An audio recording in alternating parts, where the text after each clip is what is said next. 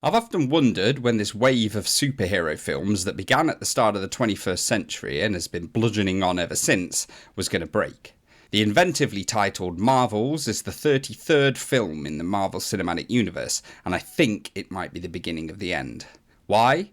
Well, by all accounts, the Marvels grossed less in its opening weekend than any other MCU movie, and dropped more than any other superhero movie in its second weekend too. This is good news for me personally because I really don't like Marvel films. I want to put that out there right at the start of this review to give a bit of context for everything that follows.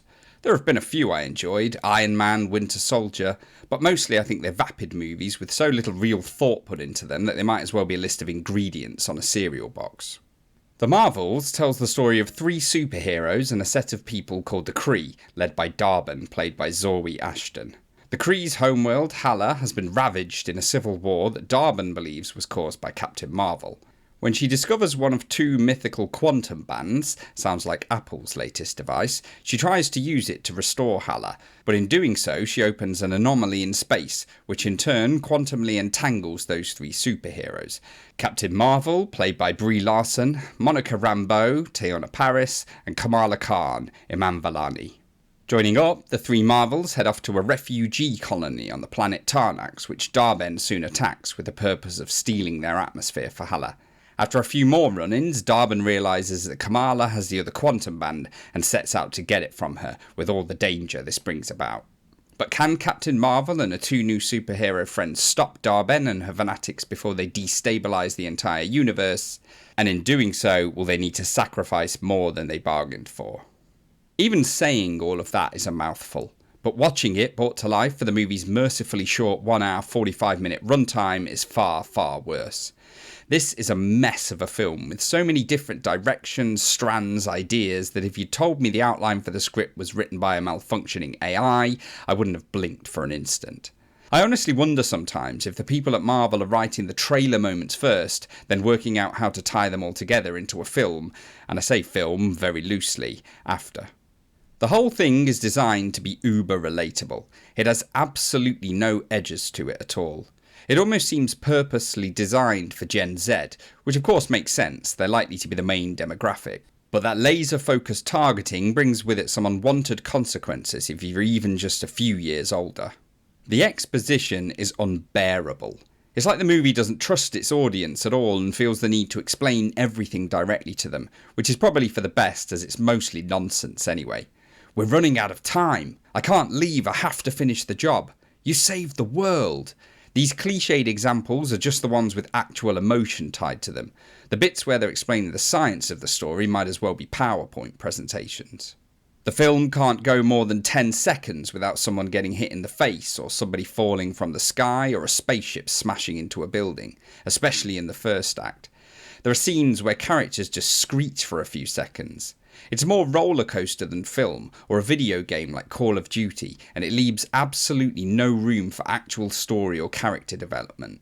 And I wouldn't mind, I'm saying nothing new here at all, we all know how these films work, but for the action sequences to pay off, you have to build those character moments, otherwise there's no tension because nobody cares. The Marvels definitely doesn't build anything. The art design of the film is generic too. There were times where it was hard to tell whether I was watching a modern Marvel film or a Star Wars. All the locations look like concept art, they don't appear real, lived in, which is so important for selling your story world. It's all so fast food, so take-out coffee. Apparently this, Thor, Love and Thunder and Ant-Man and the Wasp Quantumania were all being filmed at the same time. Makes sense. Pass it down the line and next customer please. I hinted at it earlier, but the dialogue is shockingly bad. So cliche-ridden that there's hardly a line in the film you haven't heard before. You got this. I was born for this. Come on, we could do so much better. A few more points. Character motivations bounce around more than a tennis ball at Wimbledon. Characters get emotional about things they were quipping about just a few seconds before. The whole middle sequence of the film feels like it's just killing time before the showdown.